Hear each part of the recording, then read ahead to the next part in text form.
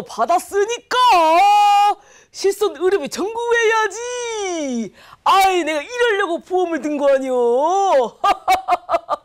네, 아버님 보험금 청구하시려고요? 네, 그러면 일단 홈페이지 들어가셔가지고 거기 보면 청구서 하시는 방법 뭐 이런 거 자세하게 나와 있으시니까. 아이, 어려워. 아이, 무슨 어딜 뭘 들어가. 아이, 그냥 쉽게 얘기 좀 해보라고. 네, 아버님, 뭐 그러면 다른 방법으로 우편 그리고 팩스가 있는데요. 이때는 꼭 수술 확인서, 진단 확인서, 신분증 사본, 계좌 사본, 그리고 다른 분이 청구하실 때는 가족관계 증명서도 있으셔야 아이, 돼요. 어려워. 아이, 어려워. 네, 아이, 그거 그냥 대충 그냥 해줘. 안 돼? 아이, 그럼 누구한테 물어보나? 아이, 보험을 이거 써야겠 또 물어봐야겠구만. 찐이야. 완전 찐! 알짜 정보만 알려드리는 공주와 함께하는 보험 톡톡톡 시간. 오늘은 정말 그동안 귀찮고 복잡하고 어지럽고 그냥 너무 어려웠던 보상금 청구 아주 그냥 쉽게 하는 방법을 알려드린다고 하는데요. 누가 알려드리느냐? 바로 보험 찐 전문가죠. 현재 가장 유명한 우리 현준호 전문가님 함께 하겠습니다. 안녕하세요. 안녕하세요. 진짜가 나타났다 지금. 오, 진짜가 네. 나타나셨어요. 앞서 소개받은 찐 전문가 현준호 전문가입니다. 네. 제가 평상시에도 우리 현준호 전문가님 사석에서도 제가 막 이거저거 물어보실 때 항상 대답을 너무 잘해줘가지고 오늘 정말 든든하게 기대가 됩니다. 여러분들도 귀를 쫑긋하시고 오늘 정보들 놓치시면 안 되실 것 같은데요.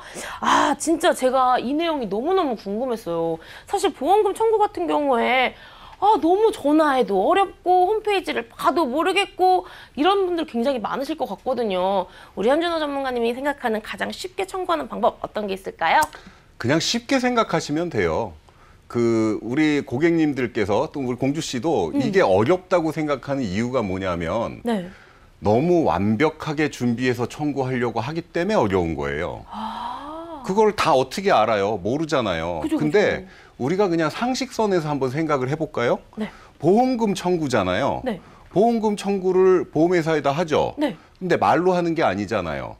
그죠? 네. 뭘 하나 써야 되죠. 그러니까 보험금 청구서가 있어야 돼요, 일단. 그죠? 뭘 청구를 해요? 내가 보험 받을 거를 병원에서 뭘 받아왔을 거 아니에요. 그죠. 그것도 같이 내면 돼요. 누가 청구해요? 제가요.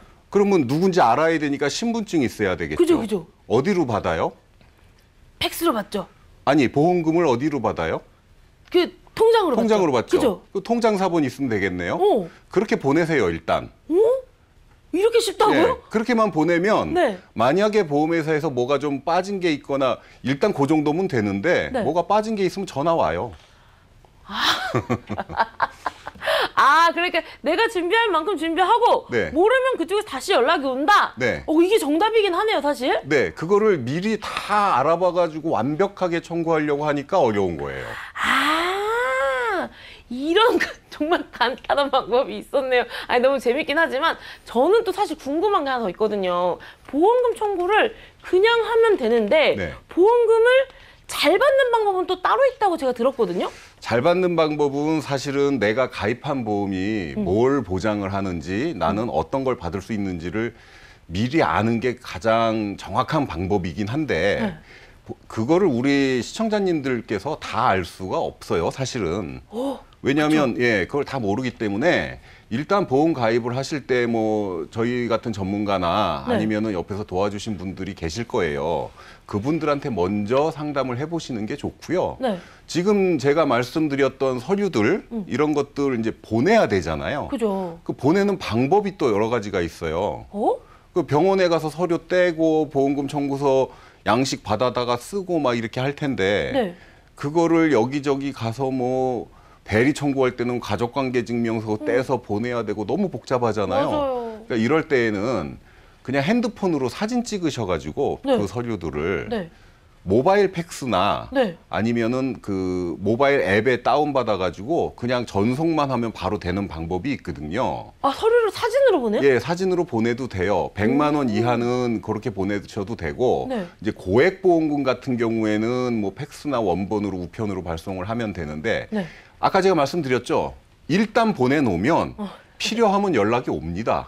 요건 원본 보내주세요. 뭐 요것만 다시 한번 보내주세요. 이렇게 다 오니까 완벽하게 미리 알고 하실 필요는 없고 내가 뭘 받아야 되는지 체크는 약관을 보고 내가 다 맞춰보면은 가장 정확하겠지만 너무 어려우니까 전문가나 아니면 도와주신 분들한테 문의를 한번 해보시는 게 좋을 것 같아요. 아, 근데 사실 우리 시청자님들이나 저 같은 경우 좀 모르시는 분들이 많으시는데, 네.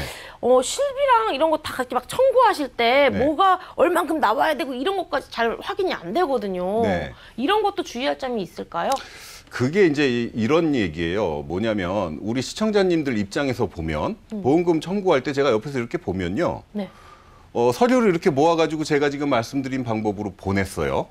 보냈는데 그러면 뭐 이틀 정도 있으면은 문자가 딱 옵니다. 네. 보험금이 지급되었습니다. 자, 공주님 만약에 청구를 하셨어요. 네. 이런 문자를 받았어요. 네.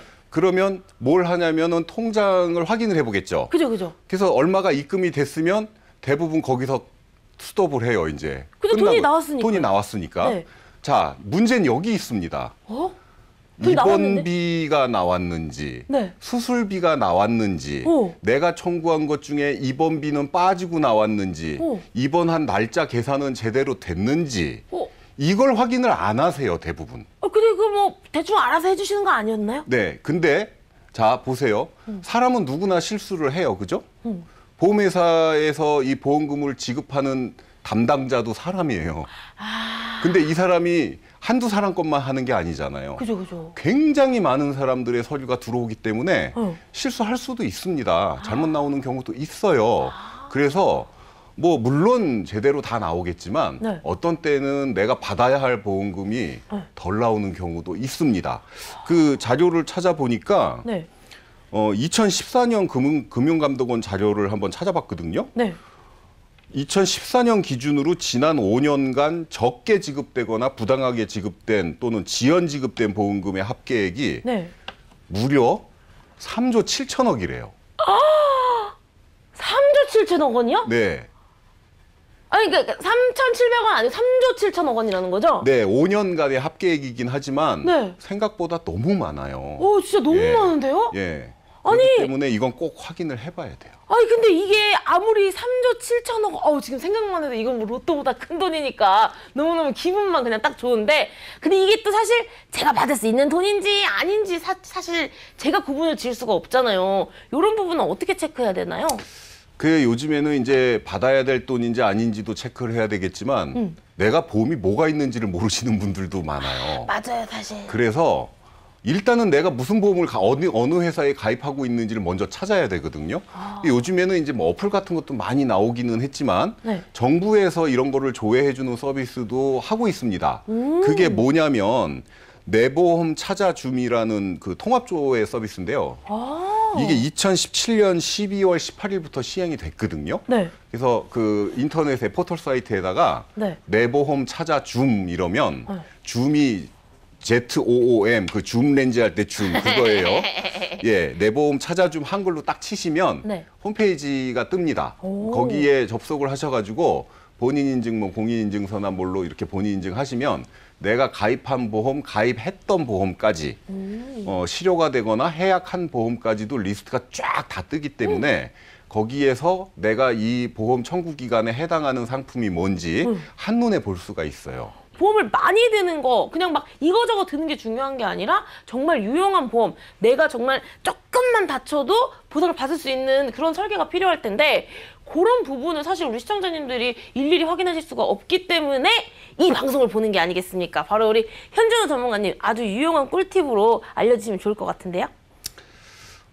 일단은 보험을 가입을 할 때 보장 범위를 넓게 설정을 하시는 게 가장 중요합니다.